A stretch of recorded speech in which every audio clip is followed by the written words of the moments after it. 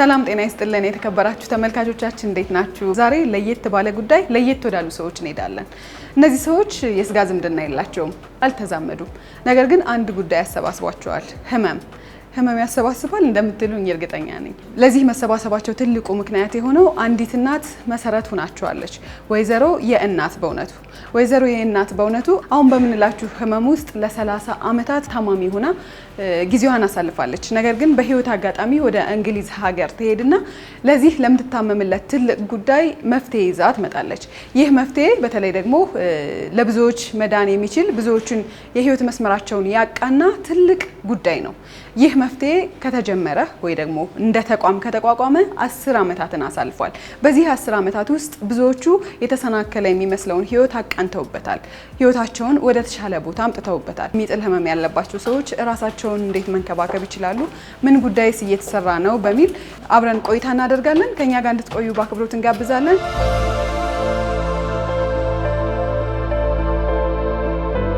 የተከበራችሁ ተመልካቾቻችን ዛሬ ቤተሰብ ጥያቄያችን ለየት ባለና በተለይ ደግሞ ብዙዎች ግንዛቤ የሚጎላቸው ጉዳይ ላይ ማወቅ ስላለባቸው ቁም ነገር ነው ቆይታ ያደረግን ያለ ነው። የዓለም ጤና ድርጅት ባወጣው ሪፖርት መሰረት በሀገራችን ከ101 ሰው በዓለም አቀፍ ደረጃ ደግሞ 50 ሚሊዮን የሚደርሱት ሰዎች በሚጥል ህመም ተጠቂ ይሆናሉ። በ2021 በወጣው መረጃ መሰረት ደግሞ ከሴቶቹ ይልቅ ወንዶቹ በሚጥል ህመም ብዙዎቹ ተጎጂ እንደሆኑ የዓለም ጤና ድርጅት ያሳያል። ጉዳቱን አገግመው ዛሬ ላይ ህይወታቸውን በተስተካከለ መንገድ እየመሩ ካሉ ሰዎች ጋርና አንድ በጎ አድራጎት በዚህ ጉዳይ ላይ ብቻ ትኩረቱን አድርጎ የብዙዎቹን ህይወት እየታደገ ስላለው ጉዳይ ዛሬ ስለ ምስረታው እንዲሁም ደግሞ የምስጋና ፕሮግራማቸው ቆይታ እያደረግን እንገኛለን። ከሁለት ጓደኞቼ ጋር እዚህ ተገናኝተናል። ከነሱ ጋር ደግሞ ቆንጆ ቆይታ አብረን እናደርጋለን። ከኛ ጋር እንድትቆዩ በአክብሮት እንጋብዛለን። ቅድም ተዋውቀናል፣ አሁንም እንተዋወቃለን። ከረጅም ሰው እንጀምር እስኪ። እሺ፣ እኔ ተገና አካሉ እባላለሁ። የኤፒሌፕሲ በሽታ ተጠቂ ነኝ። ምናልባት የሚጥል ህመም እንዳለበት መቼ ነው ያወቀው? በምን አይነት አጋጣሚ ነው ያወቀው? እስኪ እሱን እናስታውስ ትንሽ። ወደ 10 ዓመት አካባቢ ይሆነኛል እኔ የሚጥል በሽታ እንዳለብኝ ካወቅኩኝ። አጋጣሚ በስራ ላይ ያለው አሞኝ በዛ አጋጣሚ ወደ ሕክምና ሲሄድ ይዘውኝ ሲሄዱ የስራ ባልደረቦቼ ደንግጠው ነበር ወደዛ የወሰዱኝና ባለው ነገር በምርመራ ውጤት እንዳለብኝ ተረጋግጦ ማለት ነው። ከዛሬ 10 ዓመት በፊት ያው ሌላ ህይወት ነበር። ከዛ በኋላ ግን እንደሚያምህ ራስን ስታውቅ በህክምናም ደግሞ ራስን ማገገም ስትጀምር ይህ የሚጥል ህመም እንደው እስከ ስነ ልቦና አንጻር ከአካላዊ ጉዳት አንጻር የሰዎች እይታስ እንዴት ነበረ? ምን ገጠመህ አንተ? ይህ በሽታ ከብዙ ሰው ላይ እንትኑ የለም፣ መረጃ የለውም፣ እውቀቱ የለውም ይህ በሽታና እንደውም ብዙ ሰዎች የኛ ትልልቅ ሰዎች እናት አባቶቻችን ያው ከመንፈሳዊ ወይ ከመተት ጋር ወይ ከአይን እይታ ጋር የሰው አይን ነው ምናምን ብዙ ነገር ነው እንትናቸው እንጂ ከህክምና ጋር ምንም አይነት መረጃ የላቸውም። ሰውም አንቺም ሰው ጋር ለመቅረብ ትፈሪያለሽ። ኢቨን ሰርግ ቦታም ለቅሶ ቦታም ለመሄድ ሁላ በቃ ሰው እዛ ሂጅ ቢያመኝስ ብለሽ ከራስሽ ጋር ነው የምታወሪው፣ ይህን ነገር ስለማታውቂው ማለት ነው። የጀመረኝ ሰሞን ይሄን ነበር በቃ ከኔ ጋር ማወራው ብቻዬን ለመሆኑ ወይ ቤተክርስቲያን ሂጅ ቤተክርስቲያን ረጅም ሰዓት በማሳለፍ ወይ በጣም የሚቀርቡኝና የሚረዱኝ ጓደኞቼን በማግኘት ነበር ይሄን ነገር ማሳልፈው። ግን ከዛ በኋላ በጸበል ቦታም ረጅም ጊዜ አሳልፌ በመድኃኒቱን በጎን እያረኩኝ በጣም ትልቅ ለውጥ ነው ያገኘሁት እኔ በዚህ 10 ዓመት ውስጥ ማለት ነው። በፊት ልክ ሲጀምረኝ ወደ 40 ደቂቃ ነበር ራሴን ስችል ቆየሁ። ከዛ አሁን ላይ ድንገት ቢያመኝ እንኳን የዛኔ በቀን 2-3 ጥላኝ ነበረ። አሁን ላይ ግን ቢያንስ በቃ ከጣላኝ እንኳን ወይ ከተጨነኩኝ ወይ ደግሞ የምግብ ሁኔታ ካዛባው የራብ ስሜት ከተሰማኝ ነው ይሄ ነገር የሚያመኝና ካመመኝም በ15 ቀን ወይ ወር አንዴ ወይ ሁለቴ ነው 2 ደቂቃ ወይ 3 ደቂቃ ቢቆይ ነው። አሁን ላይ በጣም ትልቅ ለውጥ ነው ያገኘሁት በህይወቴና ስራ ለመስራትም ቆይ የተባልኩ ነው እንጂ ስራ ለመስራት ራሱ ትልቅ ፍላጎት ነበረኝ። አሁን እንደውም አንተ ላይ በጣም ጥሩ ነገር ያየሁት መነሻ ምክንያቱ ምን እንደሆነ ኮዙን ታውቀዋለህ። ለምሳሌ ራብ ስሜት ሲሰማ ወይ ደግሞ ትንሽ የመረበሽ የመጨነቅ ስሜት ሲሰማ እንደሚያምህ ቢያንስ ያኔ ራስን ለማረጋጋት ትሞክራለህ። ሰውነሽና ደግሞ መጨነቅሽ የማይቀር ነገር ነው። ትንሽ ምክንያት ነው የሚያስፈልግሽ ለመጨነቅ። መብላት እንኳን ማለት የምግብ ኢንተርኔሽን እንኳን ሰዓት ግዴታ ሆኖ መድኃኒትም ስትወስጂ ተጠንቅቀሽ ትበያለሽ ትመገበልሽ። ግን ሰውነሽና መጨነቅሽ የማይቀር ነገር ነው፣ የሚያስጨንቅሽ ነገር የማይቀር አለ። እስኪ ወደ ቤተሰብ እንምጣ። ቤተሰብስ እንዴት ነበር? ቢያንስ ያንተን የሚጥል ህመም ከተረዱ በኋላ በምን አይነት መንገድ ነበር የተቀበሉት? እኔ በጣም የሚገርምሽ የምኖረው ከሀያቴ ጋር ነው። ለዛ ነው እንዲገዛሽ ረጅም አይዞ ተብዬ ጎበዝ ተብዬ ስላደኩኝ ነው። አያቴ አሁን ወደ እርጅና በጣም ትጠግታለች እና እኔ ነኝ የቤተሰብ ኃላፊው። ቤተሰቦቼ አሉ ወደ ሰበታ ናቸው። የእነሱ ምክር የእነሱ ድጋፍ አይዞ ተብዬ አይዞዋለሁ ተብዬ በጣም ወዳት ማከብራት እህት አለችኝ።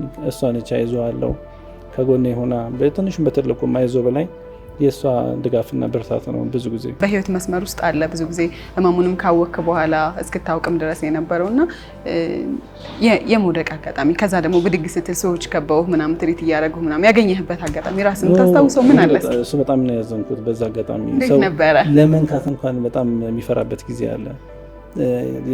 ትዝ ይለኛል በየሆነ ዝናብ ላይ ከ3 ከ4 ዓመት በፊት ክረምት ላይ አጋጣሚ አሞኝ ወደቅኩና ራሴን አላውቅም፣ ግን ራሴን ሳቅ ውጪ ነበር። የት ነበር?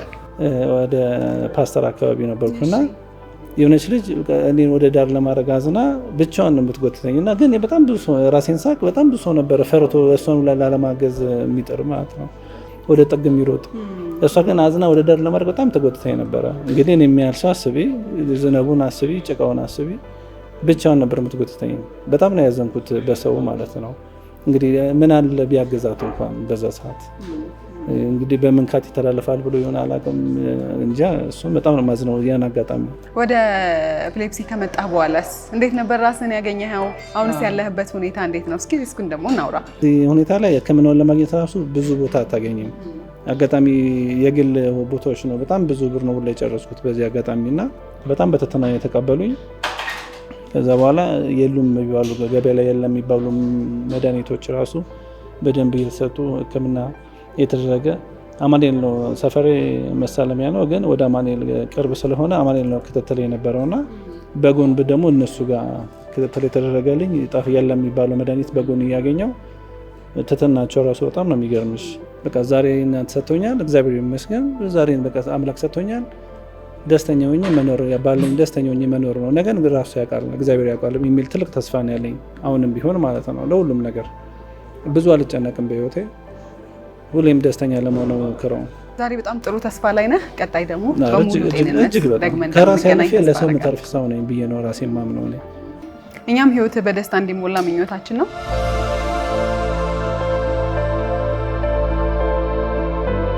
ስሜ ክብሮም ሳህሌ ይባላል። በኬር ኤፒሌፕሲ ኢትዮጵያ የኮሚኒኬሽን ኃላፊ በመሆን እያገለገልኩ ይገኛለሁ። በሙያዬ መምህርና ጋዜጠኛ ነኝ። የኮሚኒኬሽን ባለሙያ፣ መምህር፣ ጋዜጠኛ። እንዴት ነው አሁን ኮሚኒኬሽኑን እንዴት ነው የምናሳልጠው? እኔ እናንተ እንዲያው ያው በዛው ነው። አሪፍ። ክብሮም በምን አጋጣሚ ነው የሚጥል ህመም እንዳለብህ ያወቀው? እንዴት ነበረ? እስኪ አስታውሰን እሱ። ያው ያወቅኩት አጋጣሚ በህፃንነቴ ነው። ለሌላ የህክምና አገልግሎት ወደ ጤና ጣቢያ ወደ ጤና ተቋም በሄድኩበት አጋጣሚ ነው ያኛውን ዲያግኖሲስ ሲያደርጉ ይሄኛውም ደግሞ ኤፒሌፕሲ መኖሩን የታወቀው። ያው ከዛ ጊዜ ጀምሮ የህክምና ክትትል ያደርጉልኝ ነበረ ሐኪሞች የተለያየ ቦታ ላይ። ያው ከ15 ከ16 ዓመት በኋላ አሁን ላይ ሙሉ ለሙሉ ህመሙ ቆሟል። አሁን ሙሉ በሙሉ የዛሬ 8 ዓመት አካባቢ ነው የቆመው። እስከ ዘንድሮ ድረስ እንግዲህ እግዚአብሔር ይመስገን ምንም አይነት ህመምም የህመም ምልክትም መድኃኒትም ምንም አልወስድም። ያው ከ15 ዓመት ለአስጨራሽ ትግል በኋላ ወደ ቀደመ ስፍራው ተመልሷል። በጣም ደስ የሚል ነገር ነው። ያው ትናንትና ዛሬ የተለያዩ ቀናቶች አይደሉ? እውነት ነው። የሚጥል ህመም በአንተ ህይወት ውስጥ በነበረ ጊዜና አሁን ደግሞ ቢያንስ ህመሙ ሙሉ በሙሉ አገግመህ በጣም ጤናማ የሆነ ህይወት እየኖርክ ነውና ሁለቱ ልዩነት ስላላቸው ትንሽ እስኪ አስታውሰን፣ እንዴት ነበር ፈተናው ያኔ? ምን ይገጥምህ ነበረ? በጣም ብዙ አይነት ፈተና አለ። ለምሳሌ በኩዮችሽ ቡሊ መደረግ አለ። በጣም ያልተለገቡ ንግግሮች ይነገርሻል። ያው በልጅ አእምሮ ደግሞ የሚነገሩ ንግግሮች እድሜ ልክሽን የህክምና እገዛ ካላገኘሽ በስተቀር እድሜ ልክሽን የሚከተሉሽ ነገር ናቸውና የአቻዎችሽ ስድብ አለ፣ ነቆራ አለ። እንደገና ደግሞ በትምህርትሽ ወደ ኋላ መቅረት አለ። ከኩዮችሽ እኩል አለመሄድ በራሱ የሚፈጥረው የስነ ልቦና ጫና አለ። የት ቦታ እንደምትወድቂ አታቂም። በተለይ ደግሞ ቦርዲንግ ስኩል ነበር የተማርኩትና ያ ቦርዲንግ ስኩል ስትማሪ ደግሞ ወላጅ አጠገብሽ አይኖርም። እነዛን ሁሉ ቻሌንጆች ከባድ ነበር። ቤተሰብ መሀል መኖር በተለይ ደግሞ ጉዳዩን የሚያውቅ ቤተሰብ ሲኖርህ የበለጠ አንተን የማዳን አቅሙ ከፍ ያለ ነው ብዬ አስባለሁ። በስራው ዓለም ስትመጣ ራስን ችለህ ሰራተኛ ሆነ ከዛ ያንን ስሜት ስታስተናግድ እንዴት ነበረ ራስን ትሪት ያረካው? አጋጣሚ ሆኖ እንደ ድል ሆኖ ልክ ልመረቅ ወራት ሲቀረኝ ነው ህመሙ ያቆመው።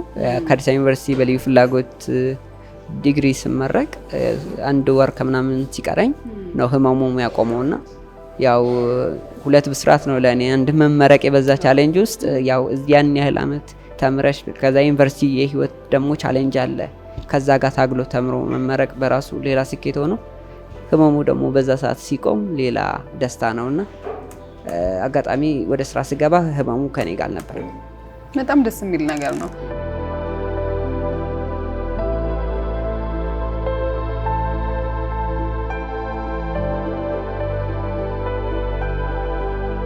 ከወላጆች ጋር ደግሞ አጠር ያለ ጊዜ እናሳልፍና ተመልሰን እንገናኛለን። አብራችሁን ስላላችሁ እጅግ በጣም ደስ ይለናል። ደህና ናችሁ? ሰላም። እንዴት ናችሁ? ሰላም። እስኪ እንተዋወቅ። እኔ ፍቅርተ እባላለሁ። የዛብሎን እናት ነኝ። የመጀመሪያ ልጄ ዛብሎን ይባላል። ስንት አመቱ ነው ዛብሎን? ዛብሎን አሁን 8 አመቱ ነው። 8 አመቱ ነው። እሺ እንተዋወቅ። እኔ ሰናይት አርጋው እባላለሁኝ። የ18 አመት ልጅ አለኝ። ሌዊ አበባየሁ ይባላል። የሚጥል ህመምና የኦቲዝም ተጠቂ ልጅ አለኝ። እኔ ስሜ ሙራድ ሁሴን እባላለሁኝ። የአብድራህማን አባት ነኝ። ልጄ እድሜውን 12 አመቱ ነው። ከ4 አመቱ ጀምሮ ነው ህመሙ የተነሳበት ማለት ነው። ልጆት ለመጀመሪያ ጊዜ የሚጥል ህመም እንዳለበት ያወቁበት አጋጣሚ እንዴት ነበር? እስኪ እሱን አስታውሱን። ልጄ የሚጥል ህመም አለበት ብለው የነገሩኝ እኔ እዚያ አልነበርኩኝም፣ ሳውዲ አረቢያ ነበርኩ። በአጋጣሚ እንዲህ ሲሉኝ አይዟችሁ ነው ያልኳቸው። ምንም ችግር የለም አይዟችሁ፣ እንደማንኛውም ህመም ይደናል፣ ህክምና እስካገኘ ድረስ ምንም አይሆንም። ምክንያቱም እዛ በአረብኛ ካረባይ ነው የሚባለው የህመሙ ስም ማለት ነው። እና ጥሩ መድኃኒት ስላለ እዛ ሳውዲ አረቢያ ላይ ሰዎች ሲድኑ ስላየው እንደማንኛውም ህመም ነበር ያየሁት። እና ቤተሰቦቼ ደግሞ እዚሁ እናትየው ስታስታመም ምን ስትል ከ2 ወር በኋላ ነበር የተነሳበት ህመሙ እንትን የታወቀው ጥቁር አንበሳ ውሰጁ ተብላ እና አሁን ለ7 አመት ሁሉ ክትትል እያደረገ ነው። አልহামዱሊላህ ቆሞ እየሄደ ነው። ወደዚህ በጎ አድራጎት ከመጣ በኋላ አብዱራህማን ምን አይነት ለውጥ አዩበት እርሶ? እዛ ሄድኩኝ። ይሄንን መድኃኒት ምንም ችግር የለም ብለው እንደ ቤተሰብ አይዞህ ብለውኝ ተቀብለውኝ መድኃኒቱ ይሄ 2 አመት አልፎታል። እስካሁን ድረስ እየሰጡኝ ነው። አላህ ይስጣቸው። የነሱ ደግሞ ድካማቸው መሬትም አልወደቀም። በእግሩ መሄድ ጀምሯል። ልዩ ፍላጎት ትምህርት ቤት ደግሞ እዛ እንዲማርም አስጽፍታ ብዬ እዛ ሄዶ መዋል ጀምሯል። አልহামዱሊላህ።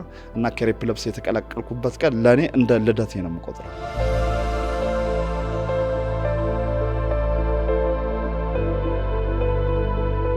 በፊት አላወቅንለትም። የሚጥል ህመም እንዳለው አላወቅንም። ኦቲዝም ስለሆነ ሌላ ተጓዳኝ እክሎች ስላሉት አልታወቀምና 3 አመት ሊሆነው አካባቢ ነው ያወቅኩት ማለት ነው። ያወቅኩት ፖፖ ላይ ቁጭ አድርገነው ደረቀብን።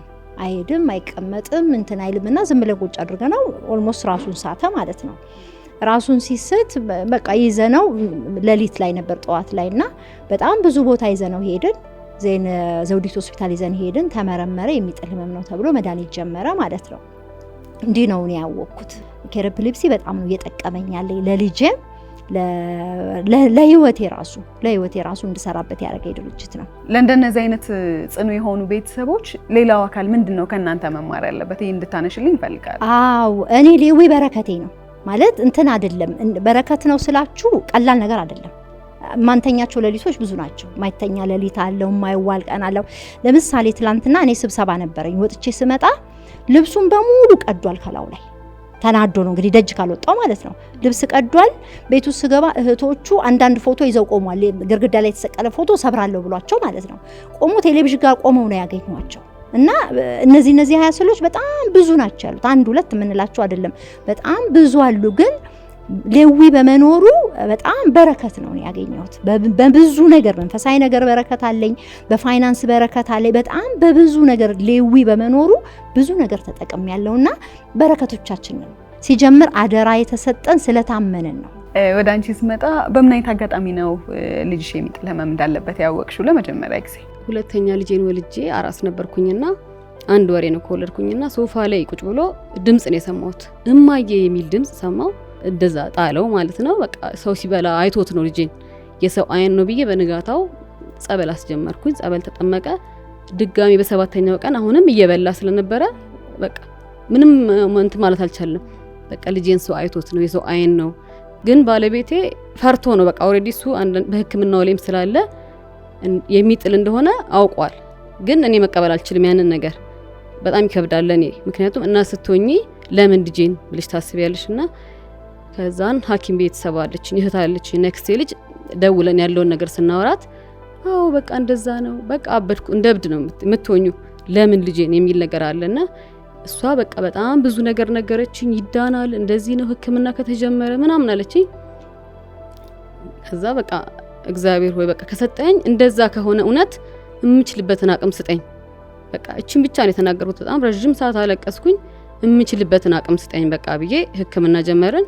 ህክምናው ሲጀመር በቃ እንደዛ ነው የሚጥል ነው ኤፒሊፕሲ ነው ማድረግ ያለብኝ ነገር ተነገረኝ። መድኃኒቱን በትክክል ተከታተልን።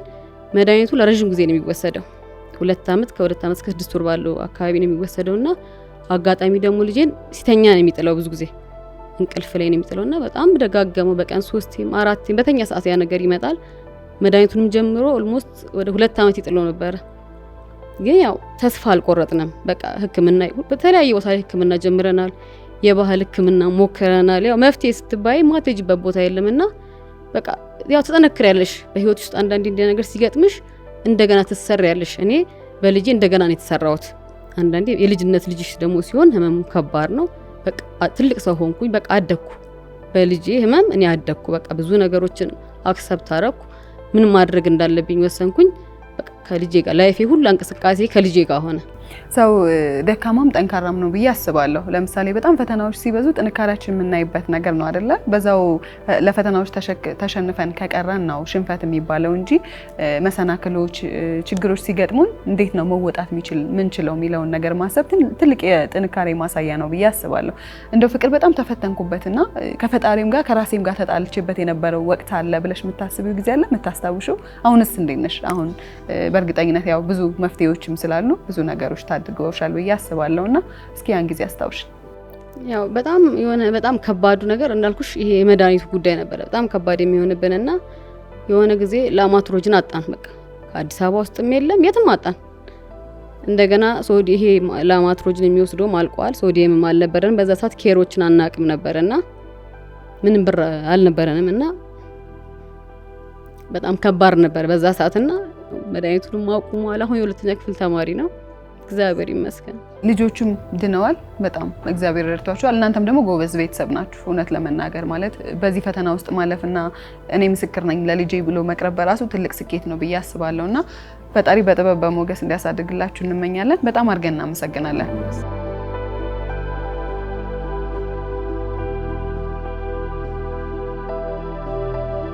ደህና ናችሁ?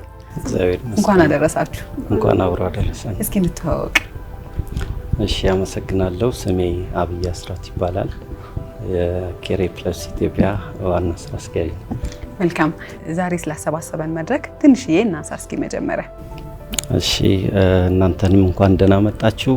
ዛሬ እንግዲህ ያሰባሰበን ያዘጋጀነው ፕሮግራም የኬር ፕለስ ኢትዮጵያ የ10ኛ ዓመት ምስረታ በዓልና እንደዚሁም የ2017 ዓመታዊ የምስጋና ቀንን በማስመልከት ነው። ኬር ፕለስ ኢትዮጵያ እንግዲህ ዛሬ 10 ዓመት በወይዘሮ እናት የሆነቱ የተቋቋመ የበጎ አድራጎት ድርጅት ነው። ድርጅቱ ሲመሰረት እንግዲህ የሚጥል ህመም በማህበረሰቡ ላይ ያለው አመለካከት ለመለወጥ በሚል ነው። የሚጥል ህመም ያለባቸው ታማሚዎች በቂ የህክምና እድል ማግኘት አለባቸው። እንደማንኛውም ህመም መቆጠር አለበት። የሚጥል ህመም ያለባቸው ታማሚዎች መስራት፣ መማር ይችላሉ የሚለውን አላማ በመያዝ ነው።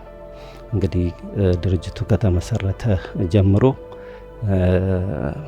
2-3 እያለ አሁን አባላቶቹን ወደ ከ1600 አባላት በላይ በመያዝ የሚጥል ህመም ወራዊ ክሊኒክ በማድረግ የህክምና እገዛ እንዲደረግላቸው ያደረገን እንደዚሁም ማህበረሰቡ ላይ ያለውን የተሳሳተ አመለካከት እሱን ለመቀየር ሰፊ ስራ እንሰራለን። እሺ፣ እናመሰግናለን በጣም